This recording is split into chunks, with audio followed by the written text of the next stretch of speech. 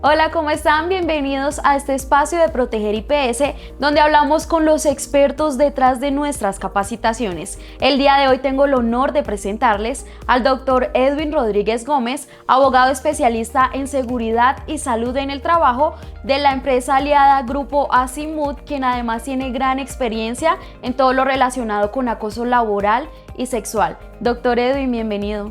Hola, buenos días, ¿cómo estás? Bien, sí señor. Bueno, queremos empezar con que tú nos cuentes un poco sobre ti, sobre tu experiencia.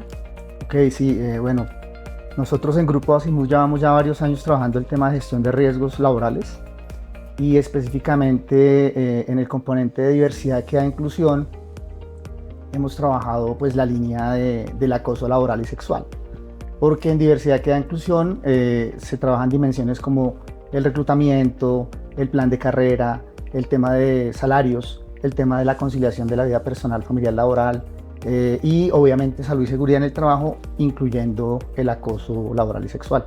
Hemos hecho ya varias políticas, protocolos, hacemos parte de algunas empresas como parte del asesor legal y técnico que tiene voz pero no voto para apoyar a los comités en la solución de casos críticos.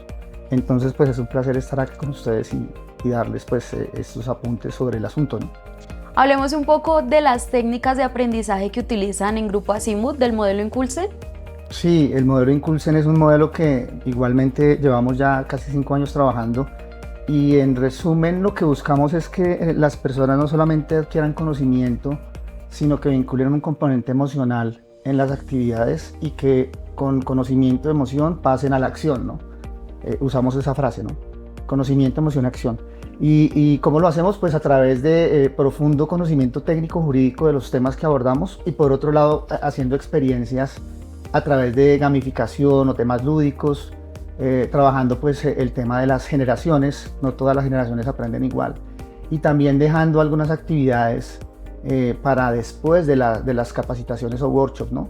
En este caso vamos a hacerlo así, la gente va a tener unos retos y si la gente los cumple, vamos a certificarles esas horas adicionales para demostrar que sí hacen las cosas en las empresas y no solo se quedan con un conocimiento y ya, sino que apliquen esto en la realidad del negocio, ¿no? Entonces usted les va a enseñar de qué manera van a pasar de lo lúdico a la experiencia real, ¿sí? Entonces cuéntanos un poco como de las experiencias que han tenido así con las empresas trabajando pues todo este modelo. Por ejemplo, en una compañía nos llamaron para apoyar el componente de proveedores y terceros. Entonces hicimos 3 sesiones de workshops en donde el reto de esos proveedores y contratistas era pues saber cómo es la normativa que aplica para esto, crear su política, su protocolo. Ellos van a la empresa y transfieren esa información con sus trabajadores y trabajadoras, ¿sí? Hacen algunos ejercicios o análisis sobre casos que hayan podido tener antes y usan lo que se les enseña para que se controle el acoso laboral y sexual, ¿no?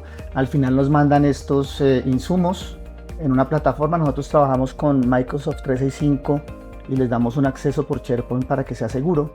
Parte importante del manejo del acoso sexual y laboral es el manejo de la información y nosotros revisamos y vemos que efectivamente se ha pasado de un momento A a un momento B, es decir, debe haber un movimiento, la gente no queda igual con un workshop que se hace con Azimut y con Inculsen. Debe haber una variación, sí, es eso. ¿Y por qué es tan importante hablar del acoso laboral y sexual en las empresas? Mira, yo mismo les puedo decir cuando hacemos proyectos del sello de diversidad, equidad e inclusión, que yo mismo estoy en una etapa de avance y mejora desde el 2012 que empecé con estos temas, ¿sí? Porque sé que vivir del machismo es algo común, sobre todo para los hombres, ¿no? Yo digo que soy un macho alfa en regeneración, o sea, voy educándome y voy formándome para dejar de ser como normalmente se es, pero también hay mujeres que tienen ese machismo en su forma de vida, ¿no? Entonces, se normalizan acciones y conductas que no son normales, ¿sí? Como miradas, como gestos, como condiciones que se consideran normales y la idea de las empresas es poderle enseñar a la gente qué cosas no son permitidas, ¿sí?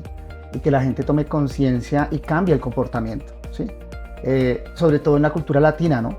En donde tú das abrazos, das besos cuando saludas a alguien, por ejemplo, ¿sí? Sí, pero hasta qué punto eso puede no ser cómodo para alguien, ¿no? Y la persona si no lo sabe y no sabe manifestarlo o dejarle claro a la contraparte de eso, empieza a generarse, ¿no? el acoso. Y eso es lo que queremos erradicar. Y obviamente también porque las generaciones actuales no son como las generaciones anteriores, ¿no? Antes era el trabajo duro y sin importar el trato humano. Ahora tú a una persona de una generación nueva lo tratas así y puede ser que la persona se vaya. Entonces eso puede afectar la rotación del trabajo en las empresas, ¿no?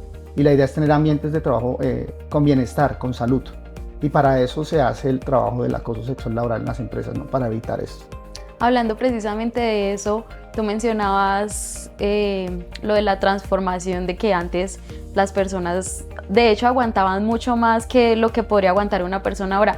¿Cómo se maneja ese proceso en cuanto pues a las empresas, que obviamente ahorita se contratan personas jóvenes, líderes? ¿De qué manera se realiza ese proceso?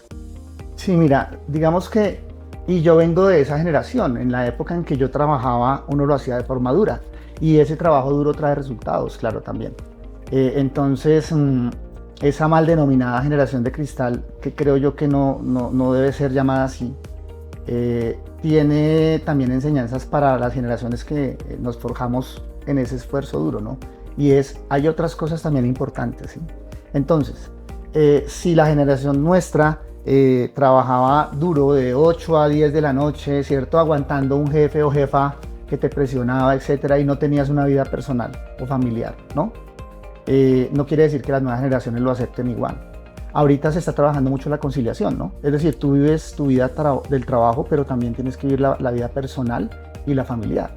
Entonces, enseñando herramientas de conciliación a las empresas, a los líderes, a los roles de liderazgo, y también enseñándole a las nuevas generaciones la importancia de aprender de los seniors, ¿no? De los que son mayores, y haciendo equipos de trabajo colaborativo, eso se puede mejorar.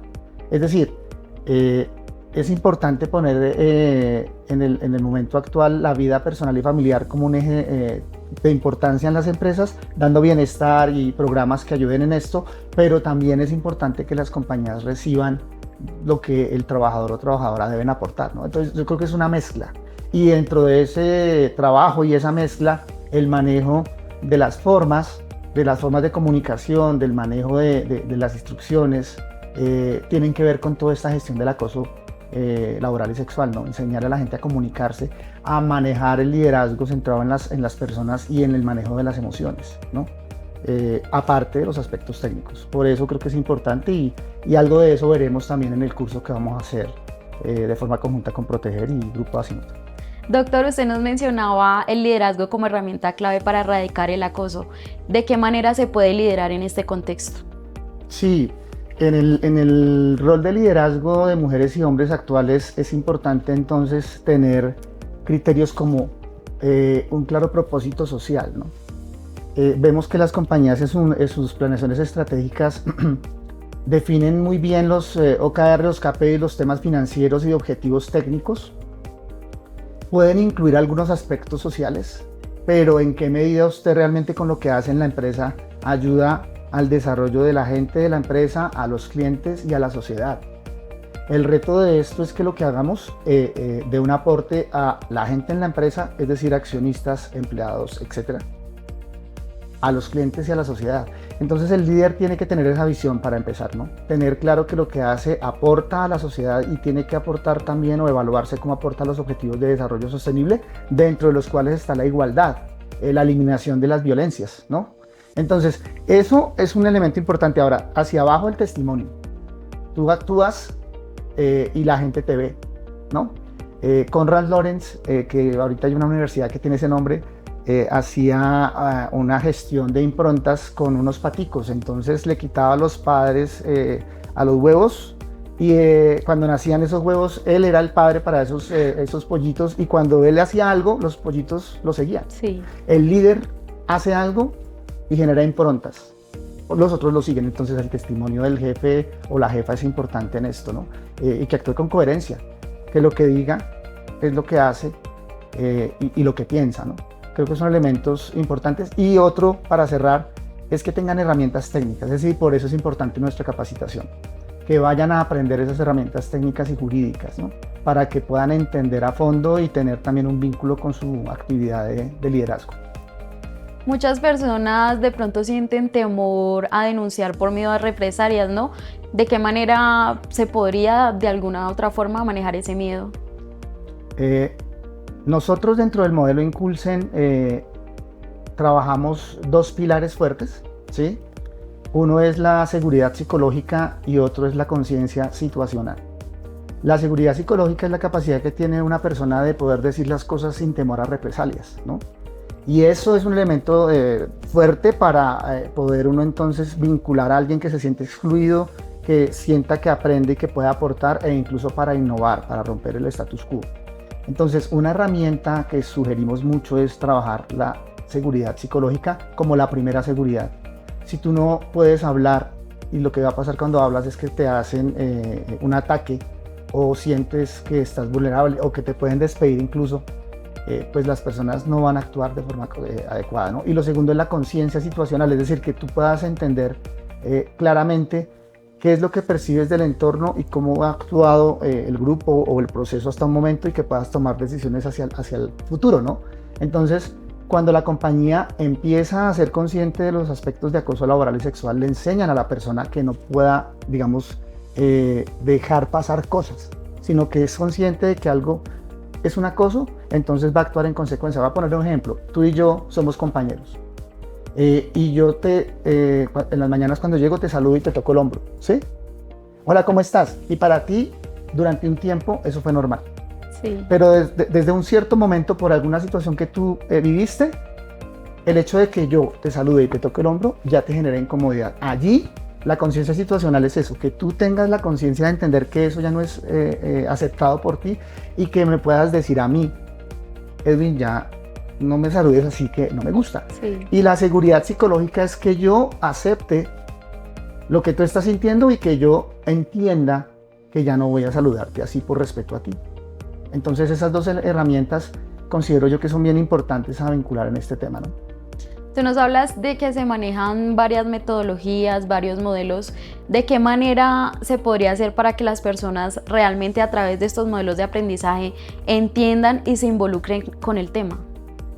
Sí, por ejemplo, cuando hablamos de que usamos muchas herramientas dentro del modelo Inculsen, es que, por ejemplo, usamos Lego Serious Play. Muy probablemente en el curso que vamos a hacer un ejercicio con Lego. Pero hay más allá de esa herramienta. Por ejemplo, también está ProPlay, está DGP1, está ADKAR, un método de gestión del cambio. Entonces, todas esas herramientas que traemos en los procesos nuestros o nuestros proyectos, lo que hacen es que las personas puedan vivir ese conocimiento y generen la experiencia para que eso quede en el corazón también, es decir, genere una emoción y una conexión con el conocimiento. Y luego, con ese conocimiento y esa emoción sobre un asunto, va y lo aplica en campo. Entonces voy a poner un ejemplo. Yo puedo enseñarte una técnica de comunicación adecuada, ¿sí? Que se llama comunicación crucial. Es una técnica probada. La usan las empresas Standard & Poor's 500 en Estados Unidos. Ok, te enseño eso en un workshop muy interesante y todo. Y se acabó.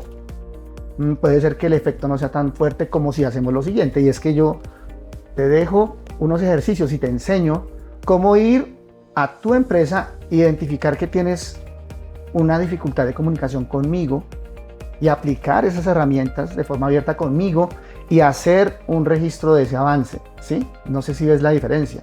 Una cosa es solo saber y tomar un curso, y otra cosa es aplicarlo. Entonces, Llevarlo a la realidad. Exacto, eso es lo que nosotros buscamos, y obviamente en ese curso, en esas horas, vamos a dejar ese ejercicio, y como lo dije antes, la idea es poder certificar no solamente las horas del curso, sino que quienes se atrevan, vamos a darles un certificado de más horas, donde pues digamos dejamos el registro de que usted se arriesgó a hacer.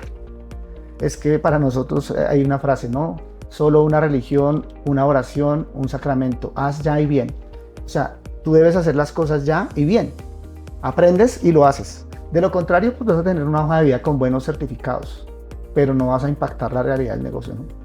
A mí me gustaría preguntar, ustedes a lo largo de la experiencia que tienen, ¿se han encontrado con personas con rol de líder que les digan, no, eso es exagerado, eso casi no se ve en las empresas? ¿Qué mensaje le dejarían a esas personas? ¿O de qué manera ustedes logran que esas personas se involucren realmente y que creen la conciencia de que esto es real y de que realmente pasa en las empresas? Sí, mira, he encontrado roles de liderazgo en empresas que dicen como, por ejemplo, es que uno ya no puede ser caballero, ¿cierto? Porque entonces lo consideran acoso. El punto no es que tú no puedas ser caballero, el punto es que tú entiendas que el eje radical en el manejo del acoso sexual, por ejemplo, es la percepción individual. Es decir, ya fue clara la explicación que di ahora. Si para ti saludarte y tocarte el hombro es algo inadecuado y te genera fastidio, te genera una sensación que no te gusta, eso puede ser el inicio de un acoso sexual, ¿sí? Entonces yo diría, pero pues tú tan exagerada, te estoy tocando el hombro para saludarte, sí, pero es que es la percepción del receptor. Entonces, eso se ve, o que ya no puedo abrir la puerta porque es ser caballeroso y entonces a una mujer no le gusta. Bueno, tú le puedes preguntar, ¿no? Desde el principio, cuando empiezas esa relación, ¿no? ¿Te gusta que te abran la puerta o no te gusta, por ejemplo, ¿no? Y esa es la cultura que uno no tiene, ¿no? O por ejemplo, en una invitación, yo te voy a pagar. Entonces tú puedes sentir que eso es violento para ti, ¿no? Pero la cultura es sí, en general, ¿no?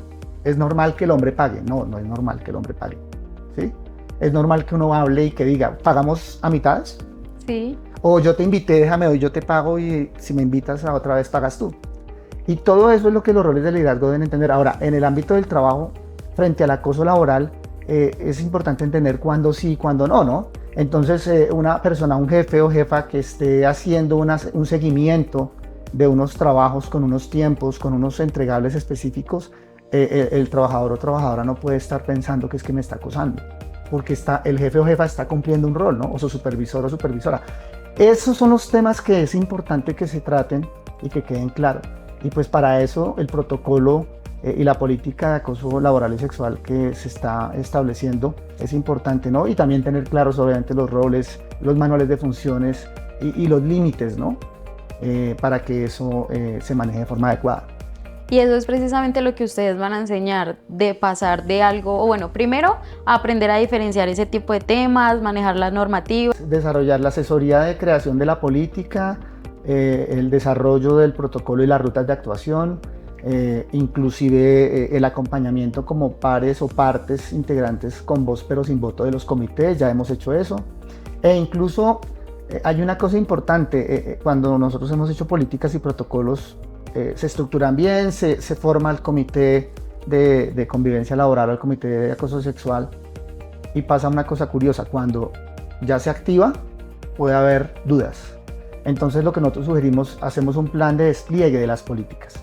Eso implica hacer todo un proyecto para poder a través de estas actividades, como lo decía ahorita, y con las herramientas, que la gente aprenda de esto. Porque es un tema, yo digo algo así en las oficinas que hemos trabajado, ¿no? Todos hemos visto la película de Disney sobre Colombia, ¿cierto? ¿Te acuerdas de cómo se llama? Encanto. Encanto. Okay. Nadie hablaba de Bruno, ¿se acuerdan? Y cuando empezaron a hablar de Bruno, pues se empieza a hablar de Bruno. Entonces, el tema del acoso sexual es un tema que podría estar oculto. Pero cuando empezamos a hablar de esto, y hay normas que empiezan a regular esto, porque hay más de 40 normas en el país que tenemos identificadas en nuestra matriz que tienen un vínculo tanto con el acoso sexual y laboral como con el riesgo psicosocial, porque al final eso es lo que impacta también, ¿no? Hace parte del riesgo psicosocial. Entonces la gente empieza a hablar de esto. Y entonces, jefes o jefas que acosaban laboralmente y o llegaban a acosar sexualmente, la gente ya no está quedándose callada, sí. Empieza a hablar, ¿ves? Entonces, por eso es que es relevante abordar el tema, ¿no? En todas estas actividades que hemos hecho, gestiones con contratistas y proveedores, actualizaciones de matrices legales y el vínculo finalmente con el programa de vigilancia epidemiológico de riesgo psicosocial. Y que no se trata de contar solamente con lo escrito en papel, con las técnicas, sino que ellos sepan cómo aplicarlo a la realidad, a los casos. Correcto, o sea, el comité es un mecanismo de prevención, ¿no? El comité finalmente no decide a fondo si hay acoso laboral o sexual. Controla, concilia, ¿cierto?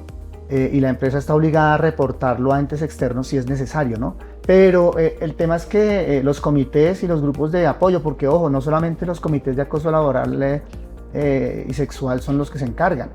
Esta gestión viene de los roles de liderazgo, ¿no? Si yo veo que hay de pronto un roce entre dos, yo puedo, ahí sí como se dice, un conato de incendio se apaga con un extintor, ¿no? Yo puedo, si sé las herramientas, venir acá y conciliar entre ustedes, no esperar a que tú reportes el acoso, por ejemplo, ¿no? Con el protocolo normal. Entonces, esas herramientas son importantes, que los jefes y jefas sepan, pero también las áreas de recursos humanos. Entonces, bienvenidos los de las áreas de recursos humanos acá, porque tienen herramientas para aprender. O, por ejemplo, las áreas jurídicas llegan a los abogados laborales, ¿no?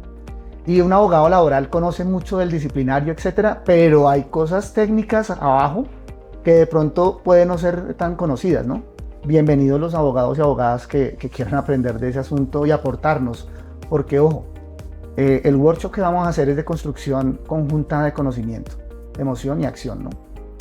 Aportamos nosotros unos elementos, pero las otras partes también van a construir con nosotros.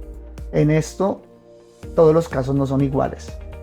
Y los protocolos, por muy bien hechos que estén hechos por las compañías, con apoyo jurídico y técnico, a veces cuando se ponen en la práctica nos toca ajustar cosas, ¿no? Entonces es eso, es un trabajo de todo el mundo, ¿no? Tú ahorita me hablabas de las normativas y de las leyes, de qué manera se podría aplicar, por ejemplo, la ley 2365. Sí, esa ley es la que estableció pues, la necesidad y la obligatoriedad de un protocolo, una política de acoso laboral y sexual, que incluso un elemento importante es que a diferencia del acoso laboral, no solamente aplica para el marco del contrato laboral, ¿sí? O los contratos. Este acoso sexual se puede extender, ¿no? Y se extiende más. Por ejemplo, a estudiantes en práctica, pasantes o clientes. Nos ha pasado ya un caso en donde un cliente acosaba a una empleada y la decisión de esa entidad financiera fue cerrar el producto con su cliente y poner la denuncia respectiva como llamada de atención, ¿no? Importante. Contratos de prestación de servicios comerciales, administrativos, todos estos aplican para el acoso sexual. Entonces, el protocolo que deriva de la 2365 es importante porque aplica para todos los tipos de personas. Es un paso adelante, ¿no? Entonces, construir la política, hay políticas que pueden ser de 10, 12 hojas para compañías más chiquitas, pero hemos tenido también casos en los que son multinacionales que tienen 7 documentos de manejo de ética, manejo de acoso sexual, multinacionales. Entonces uno debe tomar en cuenta esos documentos y ya quedan protocolos un poco más robustos. Allí está, digamos, aclarado todo el concepto de qué es el acoso laboral, qué es el acoso sexual, cómo actúa cada comité, cuáles son las fases y flujos. Eso lo vamos a ver en el curso típicos, ¿no? No es idénticamente igual para todas las empresas, puede haber variaciones según lo que cada empresa necesite, ¿sí?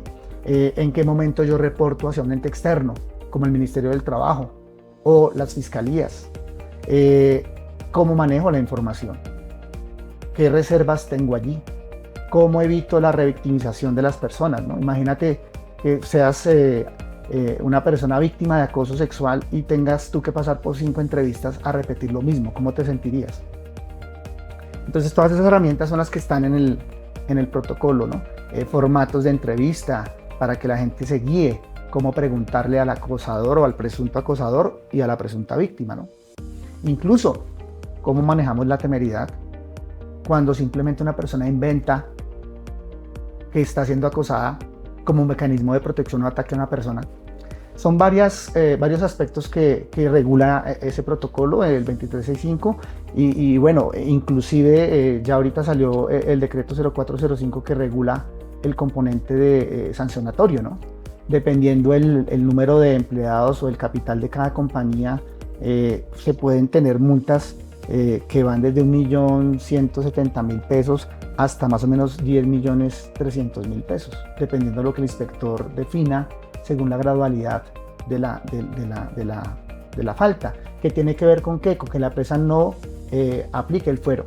Si tú planteas y pones formalmente una queja de acoso sexual, el empleador no puede dentro de los 6 siguientes meses a esa fecha de denuncia despedir a la persona porque se presume que fue con origen o represalia a esa denuncia.